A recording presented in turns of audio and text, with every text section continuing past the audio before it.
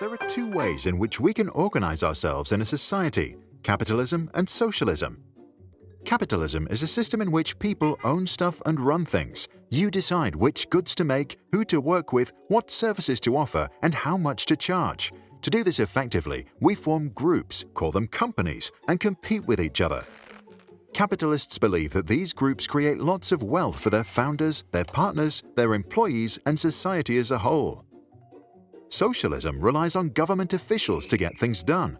There are different ideas about how to create such a system, but most socialists agree that the state should own some property, regulate what we can or can't do, and offer social services.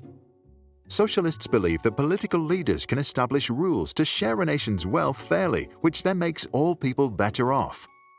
So both the socialist and the capitalist want to maximize well-being for all of us, but have inherently different ideas of how to do that, and are afraid of each other. To maximize well-being, capitalists support the freedom of the individual. They want a world where Simple Joe can sell his own apples in front of his house at the price he chooses, hire anyone interested to help for the money he is willing to pay, and keep most of his profits. In an anarcho-capitalist utopia, there would not even be a state. All schools will be private, and police, courts, and military would only exist if they could be formed on a voluntary basis. The capitalist fears the socialist because they have reason to believe that once we transfer money, property, and power to the collective, it will be those who control us who will first help themselves, then limit individual freedoms and make us dependent on welfare programs, and finally impoverish society. Socialists want to maximize well-being by regulating our behavior.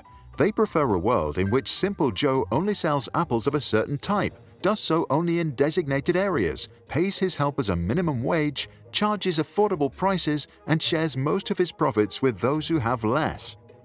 In a socialist utopia, all of us would get to have equal access to education, enjoy the same standard of living, and benefit from plenty of state-funded services, including an unconditional basic income.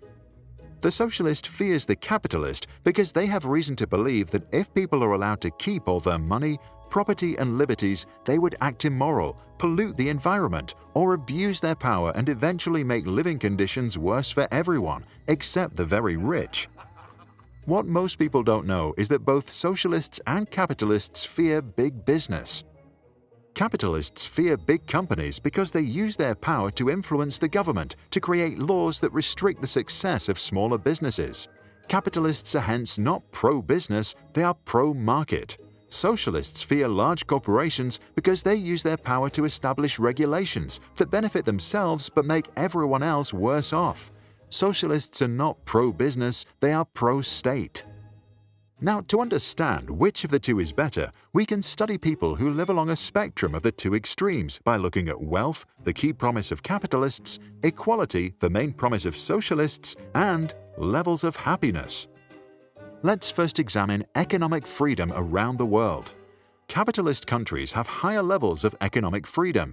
When countries offer less freedom, it's often due to socialism, but may also be thanks to religious fanaticism, civil war, or other factors. If we now look at 15 specific states, we see that Singapore ranks top in economic freedom, Switzerland second, the US ranks 25th, and North Korea is last. If we plot the data from 177 countries along a spectrum ranging from low to high levels of freedom, we see that we can divide them into three types: highly free, more mixed, and not so free societies, and can then make the following observations. There is no pure capitalist country. The Swiss restrict some forms of voluntary exchange, offer some public services, and collect taxes to pay for all of that. And 5% of all people in Singapore, the most capitalist place of all, work for the government. The state builds public housing, and if you take the liberty to chew gum, you might get fined. Mixed market economies are normal. In the United States, businesses are privately owned, which is clearly capitalist. However, the government controls education and healthcare and hands out subsidies to specific groups, such as chip makers, bankers, and farmers. And around 15% of all Americans work in the public sector. In Russia, 1 out of 4 people serve the state. The rest are working in private firms, many of which, however, are highly regulated. Highly socialist states are rare. In Venezuela, which is one, state officials control what people can and cannot charge for their products, which tends to lead to notoriously long queues. In North Korea, a socialist dictatorship, private property is illegal and 9 out of 10 citizens work for the state.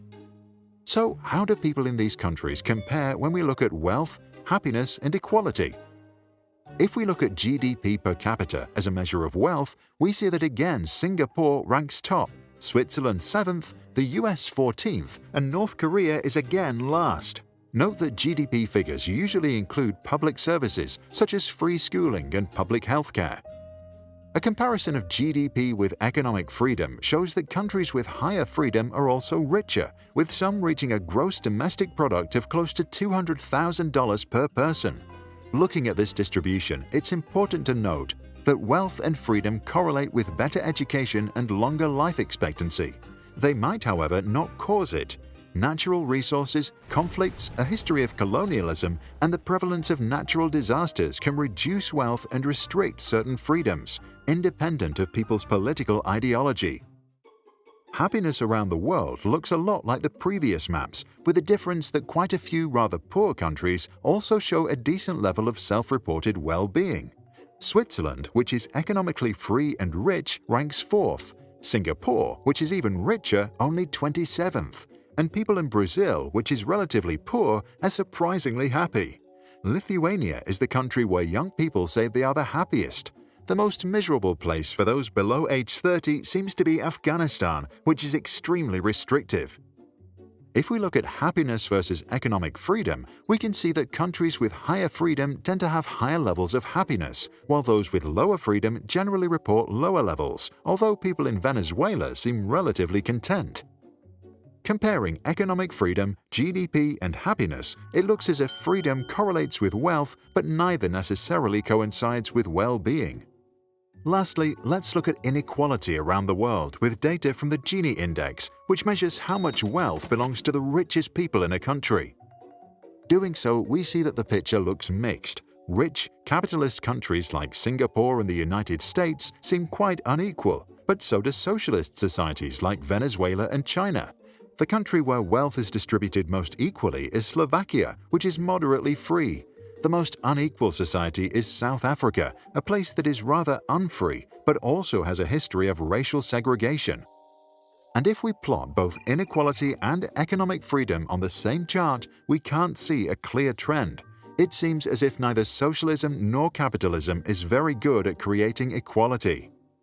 But now you tell us which system you prefer and where you are from.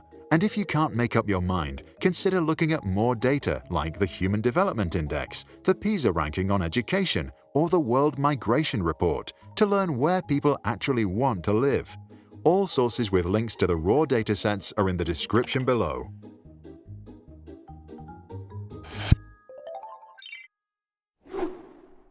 We relentlessly researched education for the past decade, read plenty of peer-reviewed papers, visited all sorts of schools, created hundreds of videos on the topic, and even set up our very own kindergarten for project-based learning. And now, we also made a book. The Unschooler's Educational Dictionary covers everything we know about learning, unveils the unintended consequences of compulsory education, and includes a complete guide to the alternative school movement.